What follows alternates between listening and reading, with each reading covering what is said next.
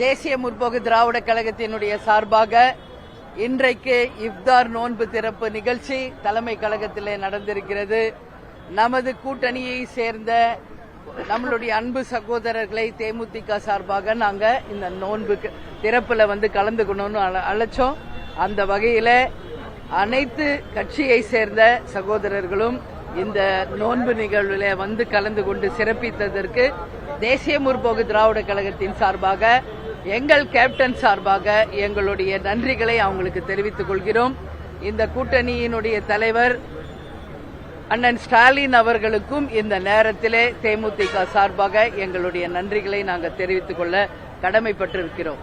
Captain எப்பொழுதுமே இந்துவாக இருந்தாலும் நமது தலைமை அலுவலகத்திலே இஸ்லாமியர்களுடைய அந்த புனித விழாவான ரம்ஜானையும் கிறிஸ்துவர்களின் புனித தினமான கிறிஸ்துமஸையும் நம்மளுடைய இந்துக்களின் புனித தினமான பொங்கல் மற்றும் தீபாவளியை எப்பவுமே கொண்டாடுவார். அது மட்டும் இல்லாம ஒவ்வொரு முறையுமே கேப்டன் அவர்கள் இஸ்லாமியர்களுக்கு இந்த நாள்ல எல்லா இடத்திலும் தமிழ்நாடு முழுக்க இயன்றதை செய்வோம் இல்லாதவர்க்கே என்ற வகையிலே நம்மளுடைய பணிகளை, அதுவும் பக்ரீத் அன்னைக்கு எல்லா இடத்திலையும் நாம் உழைத்து சம்பாதித்த காசுல ஒரு பங்கு ஏழைகளுக்கு என்று ஒதுக்கி அதை ஏழைகளுக்கு தர வேண்டும் என்ற ஒரு உன்னதமான ஒரு கொள்கையை கொண்டு வந்தவர் நபிகள் நாயகம். அதை தன்னுடைய கடமையாக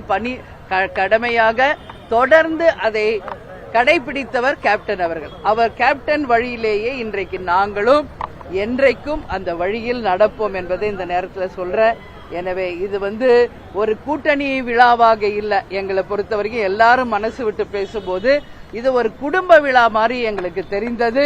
எனவே அனைவரும் அவங்கவுங்க கேப்டனுடைய பழகிய நாட்கள், கேப்டனோடு அவங்க பகிர்ந்த நாட்களை அவங்க ஒவ்வொருத்தரும் மனசு விட்டு பேசும்போது மனசுக்கு மிக மிக நெகிழ்வாக இருந்தது.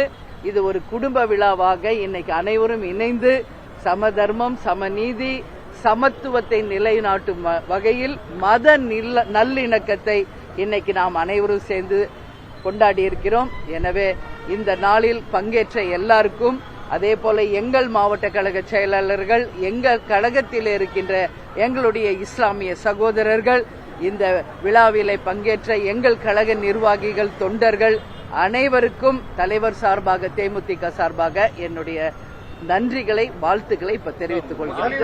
திமுக கூட்டணியில சேர்ந்த அப்புறம் திமுக கூட்டணியில் இருக்க மற்ற கட்சிகளுக்கு ஒரு நெருக்கடி ஏற்பட்டிருக்கிறதா பாக்குறீங்களா? ஏன்னா இந்தியன் யூனியன் முஸ்லீமுக்கு ஒரு தொகுதி குறைச்சிருக்காங்க, மதிமுக 4 தொகுதி, கடந்த முறை 6 தொகுதி.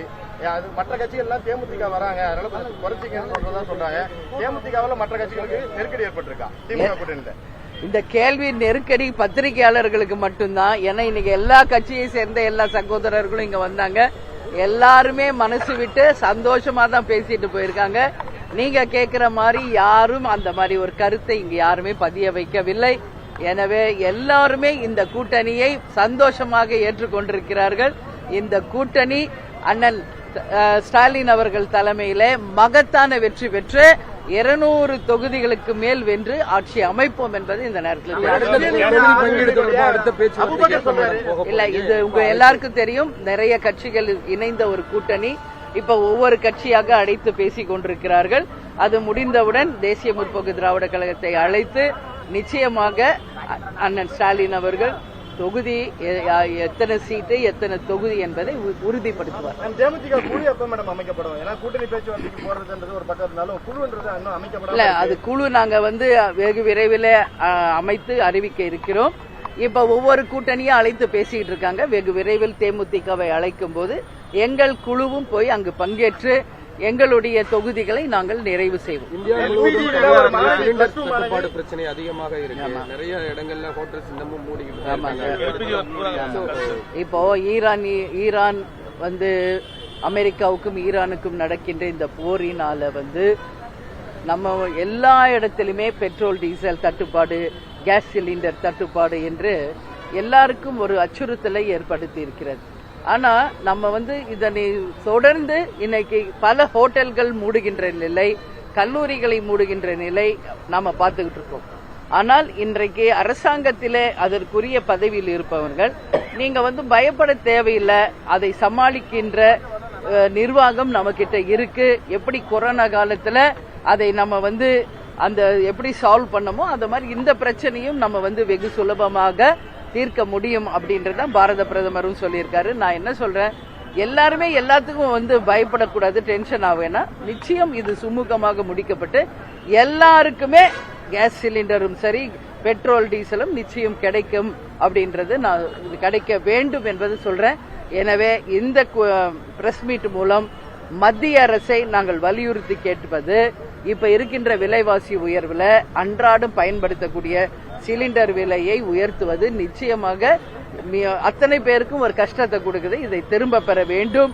அது மட்டும் இல்லாமல் தட்டுப்பாடு இல்லாமல் எல்லாருக்கும் எப்பவும் கிடைக்கிற மாதிரி கேஸ் சிலிண்டர் ஆகட்டும், அதே மாதிரி கமர்ஷியல் பர்பஸ்க்கு யூஸ் பண்றவங்களுக்கும் அந்த சிலிண்டர்ஸ், அதே போல பெட்ரோல் டீசல் எல்லா இடத்துலயும் ஈஸியா கிடைக்கிறது உறுதி செய்ய வேண்டியது ஒரு மத்திய அரசின் கடமை. இதை நிச்சயம் மத்திய அரசு செய்ய வேண்டும் என்று தேமுதிக சார்பா கேட்டுக்கிறோம். ஆமா, கண்டிப்பாங்க. இப்பதான் ஃபர்ஸ்ட் இன்னைக்கு சுதீஷ் எம்பி ஆயிருக்காரு. அவர் எம்பியாக அந்த டெல்லிக்கு சென்று அவருடைய கன்னி பேச்சிலேயே நிச்சயம் தமிழ்நாட்டிற்கும் தமிழக மக்களுக்கும் என்னெல்லாம் செய்ய வேண்டி இருக்கிறது என்பதை நிச்சயம் மத்திய அரசின் கவனத்திற்கு கொண்டு செல்வார்.